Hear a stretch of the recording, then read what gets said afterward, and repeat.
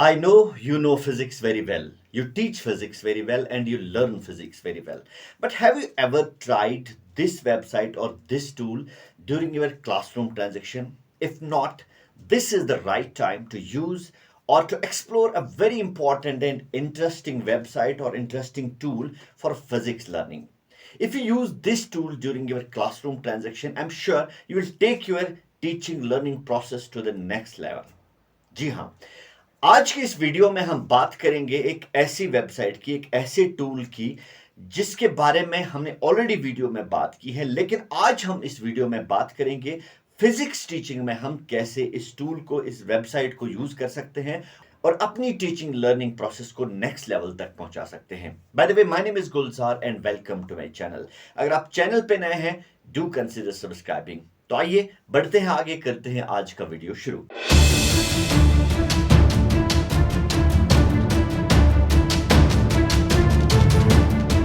तो सबसे पहले आपको क्या करना है, आपको जाना है गूगल में और यहाँ पे आपने सर्च करना है ओ लैब्स।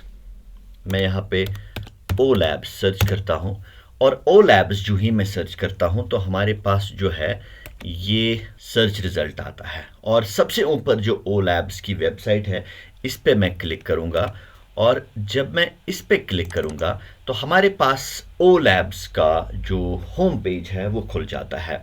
तो आज की इस वीडियो में हम बात करेंगे फिजिक्स टीचिंग में हम कैसे ओ लैब्स इस्तेमाल कर सकते हैं और ओ लैब्स का यूज़ हम कैसे कर सकते हैं फिजिक्स टीचिंग में। तो जब हम फिजिक्स पे क्लिक करेंगे और यहाँ पे आप देख रहे हैं सबसे पहले ऊपर जो है फिजिक्स में ट्वेल्थ स्टैंडर्ड का जो है ये है ट्वेल्थ स्टैंडर्ड और ट्वेल्थ स्टैंडर्ड में है ओम्स लॉ है या potentiometer internal resistance of a cell है, पोटेंशियोमीटर कंपैरिजन ऑफ ईएमएफ है या conversion of galvanometer to ammeter है। ये सारी जो कॉन्सेप्ट्स हैं ये आप यहाँ पे बच्चों को सिखा सकते हैं या बच्चों को जो है एक्सप्लोर करके ये चीज़ें आप बच्चों को समझा सकते हैं। ठीक है, इसके अलावा जो चीज़ें यहाँ पे आपको मिलेंगी वो है, ये तो ट्वेल्थ क्लास की थी के लिए थी। इसके बाद जो है नीचे आके यहाँ पे 11th क्लास के जो कुछ कॉन्सेप्ट्स हैं वो आप समझा सकते हैं, लाइक स्क्रू गेज है और सिंपल पेंडुलम है। ये सारी चीज़ें जो हैं आप बच्चों को समझा सकते हैं। इसके बाद जब हम नीचे आएंगे, नीचे आके जो है हमारे पास नाइन्थ, पहले टेंथ स्टैंडर्ड के जो कुछ कॉन्सेप्ट्स हैं वो है यहाँ पे, like equivalent resistance of resistors in series और equivalent resistance of resistors in parallels. ये कुछ कॉन्सेप्ट्स हैं जो आप बच्चे को यहाँ पे समझा सकते हैं। मैं कुछ प्रैक्टिकल्स या कुछ एक्टिविटीज़ यहाँ पे एक एक करके ओपन करूँगा और एक्सप्लोर करूँगा ताकि आपको एक आइडिया मिलेगा, एक क्लू मिलेगा कि कैसे हम इन कॉन्सेप्ट्स को जो है इस्तेमाल कर सकते हैं या जो है बच्चों को समझा सकते हैं। इसके बाद 9th स्टैंडर्ड के कुछ कॉन्सेप्ट्स हैं यहाँ पे, लाइक बेल जार एक्सपेरिमेंट है, force required to move a wooden block on a horizontal table है। ये कॉन्सेप्ट्स हैं यहाँ पे जो हम बच्चों को यहाँ पे समझा सकते हैं। ठीक है, तो सबसे पहले हम ऊपर जाएंगे और यहाँ पे अगर हम ओम्स लॉ की बात करेंगे और ओम्स लॉ हम प्रैक्टिकली कैसे पढ़ा सकते हैं बच्चों को। यूँ तो ओम्स लॉ हम सेकेंडरी स्टेज से ही बच्चों को पढ़ाते आ रहे हैं, लेकिन यहाँ पे हम अगर ओम्स लॉ पे क्लिक करेंगे और ये खुल जाता है हमारे पास, हमारे सामने जो है ये ओम्स लॉ एंड रेजिस्टेंस का पूरा जो कॉन्सेप्ट है यहाँ पे एक्सप्लेन किया हुआ है। ऊपर अगर आप देखेंगे यहाँ पे पहले थ्योरी एक्सप्लेन की गई है। ठीक है, थ्योरी, फिर उसके बाद प्रोसीजर, फिर उसके बाद एनिमेशन, फिर उसके बाद सिमुलेटर, फिर उसके बाद वीडियो, फिर उसके बाद जो है वाइवा। और अगर आप इसको और थोड़ा सा राइट हैंड साइड पे ले जाएंगे और राइट हैंड साइड पे सोर्सेज हैं,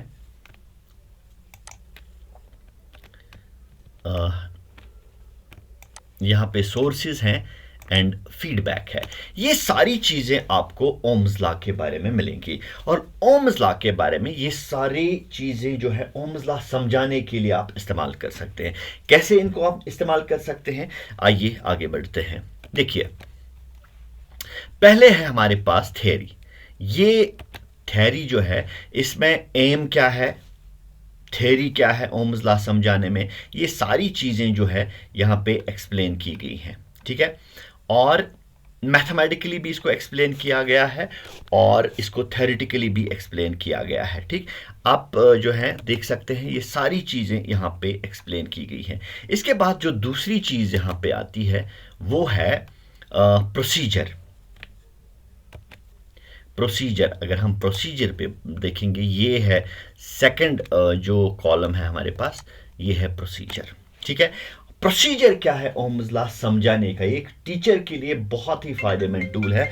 और यहाँ पे आप जो है समझा सकते हैं बच्चे को प्रोसीजर क्या हम अपना सकते हैं फिजिक्स में ओम्स लॉ पढ़ाने के लिए। और अगर हम इस प्रोसीजर पे क्लिक करेंगे तो हमारे सामने ये आ जाता है मटेरियल रिक्वायर्ड, यानी ओम्स लॉ पढ़ाने के लिए आपको क्या क्या मटेरियल की ज़रूरत पड़ती है। लाइक रेजिस्टेंस वायर है, वोल्ट मीटर है, एमीटर है, बैटरी है, रियोस्टेट है, एमीटर स्केल है, वन वे की है, ये सारी चीज़ें आपको ज़रूरत पड़ती हैं ओम्स लॉ पढ़ाने के लिए। इसके बाद रियल लैब प्रोसीजर। यहाँ पे दो चीज़ें आपको जहन में रखनी है, एक कि रियल लैब में ओम्स लॉ आप कैसे पढ़ा सकते हैं, दूसरा कि ओ लैब्स के जरिए आप ओम्स लॉ कैसे पढ़ा सकते हैं। हम यहाँ पे दोनों एक्सप्लेन करेंगे। रियल लैब का कॉन्सेप्ट ऑलरेडी आपको है, अगर नहीं भी है तो ये चीज़ें यहाँ पे रियल लैब प्रोसीजर में दी हुई हैं। First we will draw a circuit diagram, ये चीज़ें जो है एक्सप्लेन की गई है कि कैसे आप रियल लैब में बच्चे को ओम्स लॉ पढ़ा सकते हैं, ठीक है। अब हम आते हैं, अगर हम ये है, हाँ, रियल लैब प्रोसीजर के बाद जो है साइमुलेटर आ जाता है। ये देखिए, this is the simulator procedure, यानी as performed through the online lab. Online lab में अगर आप ओम्स लॉ का प्रोसीजर परफॉर्म करना चाहते हैं, ओम्स लॉ समझाना चाहते हैं, तो उसके लिए आपको क्या ज़रूरत पड़ेगा, क्या चीज़ें आपको चाहिए। तो इसमें सबसे पहले हमें चाहिए select the metal from the drop down list. कहाँ ड्रॉप डाउन लिस्ट, अभी मैं आपको बताऊंगा कि कैसे हम ये चीज़ें जो हैं हम समझा सकते हैं बच्चों को साइमुलेटर के ज़रिए। इस पे हम आते हैं, लेकिन पहले हम एक और चीज़ यहाँ पे एक्सप्लेन करेंगे, वो है एनिमेशन। ये एनिमेशन है और एनिमेशन में हमें वीडियो के जरिए समझाया गया है कि कैसे हम ओम्स लॉ बच्चे को समझा सकते हैं। आप पहले हमने थ्योरी पढ़ी, थ्योरी के बाद प्रोसीजर क्या है ओम्स लॉ पढ़ाने का, इसके बाद एनिमेटेड वीडियो के जरिए हमने समझाया जा रहा है कि कैसे हम बच्चे को पढ़ा सकते हैं। ये टूल डायरेक्टली स्टूडेंट्स भी यूज़ कर सकते हैं, लेकिन टीचर्स के लिए ये ज़्यादा फायदेमंद है। तो अगर हम इस पर क्लिक करेंगे यहाँ पे, हाँ, अगर यहाँ पे हम इस पे क्लिक करेंगे हमारे सामने ये वीडियो खुल जाता है और इस वीडियो के जरिए हमें समझाया जा रहा है कि क्या क्या प्रोसीजर है ओम्स लॉ और रेजिस्टेंस समझाने में। ये Our aim is to determine the resistance per centimeter of a given wire. तो ये सारी चीजें जो हैं यहाँ पे एक्सप्लेन की गई हैं, ठीक है।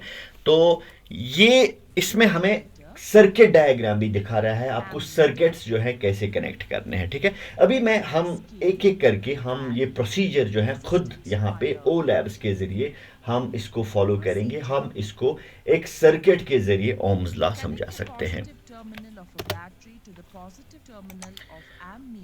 तो आगे बढ़ते हैं हम, और हम नेक्स्ट स्टेप पे आते हैं, वो है साइमुलेटर। और साइमुलेटर यहाँ पे अगर आप देख सकते हैं, साइमुलेटर यहाँ पे है, ठीक है। This is the simulator. And simulator में हम क्या करेंगे, साइमुलेटर में हम जो है बच्चे को समझा सकते हैं प्रैक्टिकली ऑनलाइन लैब के जरिए कि ओम्स लॉ का सर्किट हम कैसे कर सकते हैं कंप्लीट। चलिए हम साइमुलेटर पे क्लिक करते हैं और हम आगे बढ़ते हैं और समझा सकते हैं बच्चे को कि कैसे हम जो है ओम्स लॉ का सर्किट कंप्लीट कर सकते हैं। और अगर आप गौर से देखेंगे यहाँ पे सबसे पहले आता है यहाँ पे सिलेक्ट दिस वन, सिलेक्ट क्या करना है, सिलेक्ट द मेटल। यहाँ पे सिल्वर आपको मिलेगा, ब्रॉन्ज मिलेगा, आपको कुछ भी जो है कॉपर मिलेगा, बहुत सारे मेटल्स यहाँ पे ड्रॉप डाउन लिस्ट में आप सिलेक्ट कर सकते हैं। इसके बाद आपको चूज करना है लेंथ ऑफ द वायर, ठीक है।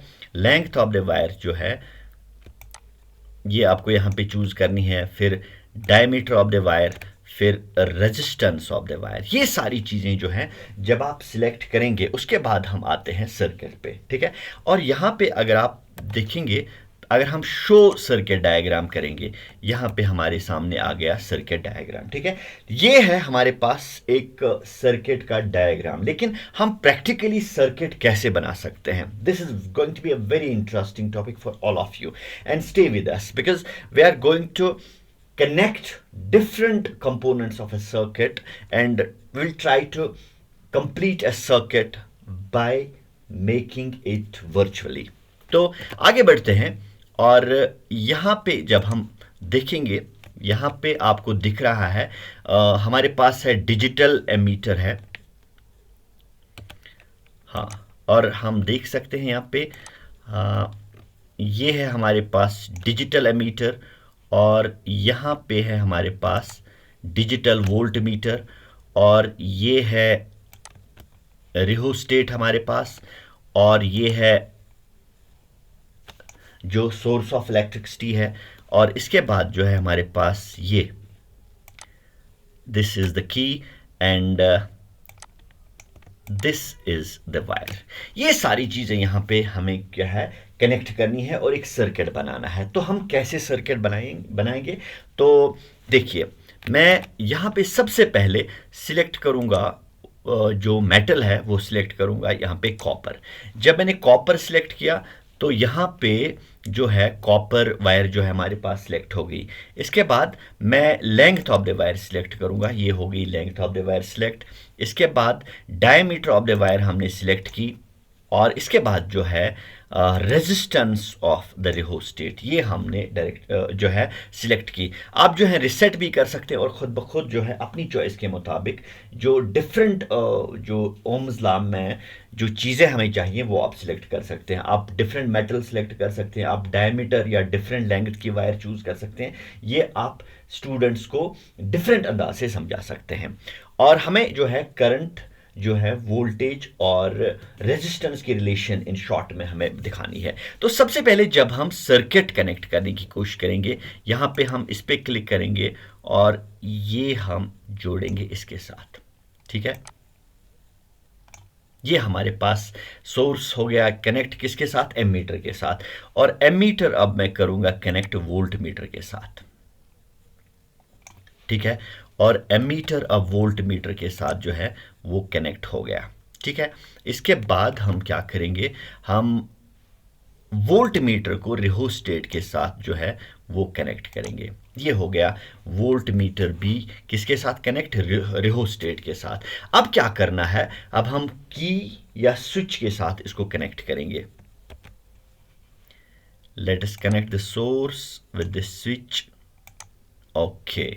अब एक चीज हमें क्या करना है, ये जो हमारे पास, हाँ, ये जो वायर है हमारे पास इसको हमें क्या करना है, कनेक्ट करना है। कैसे, देखिए, इसको मैं उठाऊंगा यहां से और यहां पे इसको फिक्स करूंगा।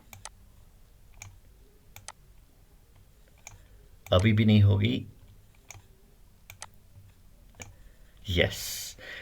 तो वायर भी हमने कनेक्ट की। अब हम क्या करेंगे, रिहोस्टेट को की के साथ जो है कनेक्ट करेंगे।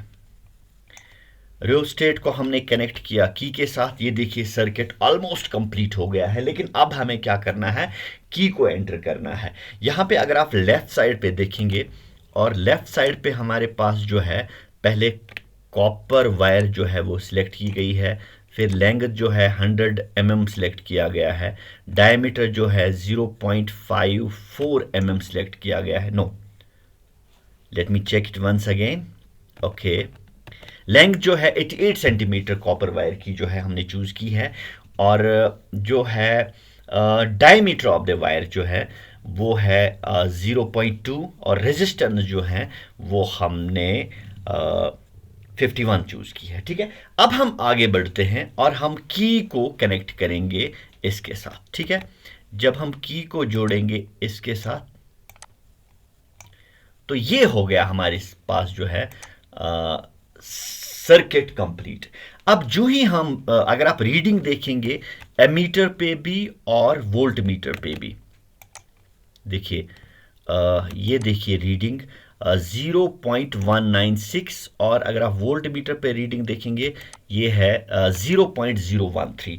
ये रीडिंग जो है अब चेंज होगी जब मैं रिहोस्टेट जो है मूव करवाऊंगा। अब देखिए मैं थोड़ा सा इसको मूव करवाऊंगा, रीडिंग जो है वो चेंज होती जा रही है, you can check it out, reading change हो गई। और रिहोस्टेट को और मैं मूव करवाऊंगा, यहाँ ले आऊँगा, और रीडिंग जो है वो चेंज होती जा रही है। तो इस तरह से हम रेजिस्टेंस, वोल्टेज और करंट के रिलेशन जो है बच्चों को अच्छी तरह समझा सकते हैं बाय यूजिंग ओ लैब्स। इतना ही नहीं, ओ लैब्स में आपको बहुत सारे कॉन्सेप्ट्स इसी तरह एनिमेशन और साइमुलेटर के जरिए जो है समझा सकते हैं अपने बच्चों को। इतना ही नहीं, इस ओ लैब्स में आपको साइमुलेटर के बाद जो है वीडियो भी मिलेगा, यानी कैसे आप जो है सर्किट कंप्लीट कर सकते हैं, इसके लिए वीडियो। और आप बच्चों से असेसमेंट भी ले सकते हैं, यानी आप उनका वाइवा भी ले सकते हैं। लाइक यहाँ पे कुछ क्वेश्चंस हैं, अगर मैं इनके आंसर्स यहाँ पे रैंडमली सबमिट करता हूँ आपको समझाने के लिए, मैं यहाँ पे ये सबमिट करता हूँ और ऑप्शंस चूज़ करता हूँ। हाँ, तो इस तरह से ये जो क्वेश्चंस के आंसर्स मैं यहाँ पे लिख रहा हूँ और लास्ट पे इनको सबमिट करूँगा। नीचे जो है यहाँ पे सबमिट बटन है, जब मैं इनको सबमिट करूँगा और मैं सबमिट जो ही मैंने किया तो मेरे पास पूरा एक रिजल्ट आ गया, तो कितने क्वेश्चंस मैंने सही आंसर दिए और कितनों क्वेश्चंस का मैंने गलत आंसर दिया। तो एट द सेम टाइम यहाँ पे आप असेसमेंट भी कर सकते हैं बच्चों की। तो अगर आपने गलत आंसर दिए हैं तो करेक्ट आंसर क्या है ये आप एक बार फिर जो है वो आप ट्राई कर सकते हैं, ठीक है। इसके बाद जो है रिसोर्सेज, अगर इतना जो है आपने समझने के बाद या इतना मटेरियल या इतना कंटेंट आपको ओम्स लॉ समझाने के बाद ओम्स लॉ समझाने के लिए सफिशिएंट नहीं है, तो आप इसके अलावा रिसोर्सेज इस्तेमाल कर सकते हैं। Like laboratory manual for physics 12th इस्तेमाल कर सकते हैं, या कुछ यहाँ पे एड्रेसेस हैं वेबसाइट्स के या यूट्यूब वीडियोस के एड्रेसेस हैं, वो आप एक्सप्लोर करके या वो आप देख के जो है मज़ीद इंफॉर्मेशन जो है हासिल कर सकते हैं। और लास्ट पे यहाँ पे आपको एक फीडबैक मिलेगा, फीडबैक फॉर्म मिलेगा, यानी ये जो कंटेंट है इसके बारे में आपका फीडबैक क्या है, इसमें कौन सी चेंज आप चाहते हैं, या क्या ये सफिशिएंट है टीचर्स के लिए या स्टूडेंट्स के लिए, या इसमें कोई चेंज करने की ज़रूरत है। यहाँ पे आप ईमेल भर सकते हैं या डिपार्टमेंट भर सकते हैं, नेम या एक्सपेरिमेंट मेंशन करके जो है आप अपना फीडबैक जो है वो यहाँ पे आप सबमिट कर सकते हैं। तो ये तो थी जानकारी कैसे हम ओम्स लॉ फिजिक्स में 12th स्टैंडर्ड पे ओ लैब्स के जरिए बच्चों को सिखा सकते हैं। तो आई होप ये प्रोसीजर, ये तरीका ओ लैब्स इस्तेमाल करने का आपको समझ में आज आया होगा। If you are new on this channel please consider subscribing, and I hope you understood each and every step involved in the procedure of O labs. And if there's any confusion, you can just rewind the video, watch it again, and I'm sure you'll be able to understand each and every step involved in the use of O labs. This is all for today. We'll be meeting in the next lecture. Till then, goodbye.